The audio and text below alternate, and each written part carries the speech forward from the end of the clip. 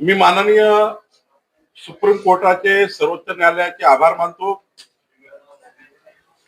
महाराष्ट्राच्या 14 कोटी जनतेचं स्थानिक स्वराज्य संस्थेचं प्रतिनिधित्व ज्या जिल्हा परिषद, पंचायत समिती, नगरपालिका, नगरपंचायत मधनं महानगरपालिकेत येतं. जवळपास 13,000 पोस्ट, 13,000 सीट्स या ठिकाणी सुप्रीम कोर्टाच्या निकालाकरता निवडणुका थांबल्या होत्या. आता या निवडणुका होणार आहे आणि यामध्ये अत्यंत महत्वाचं काय आहे,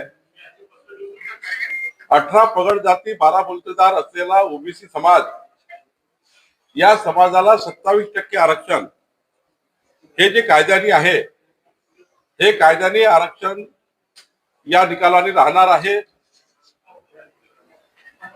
जे लोक याच्या विरुद्ध गेले होते त्यांना चपराक बसलेली आहे आणि संविधानाने जसं एससी एसटी करता आरक्षण राखीव आहे, ते आरक्षण बदलता येत नाही, त्या पद्धतीचं ओबीसी आरक्षण सुद्धा राखीव आहे 27%, ते सुद्धा यातून मिळणार आहे.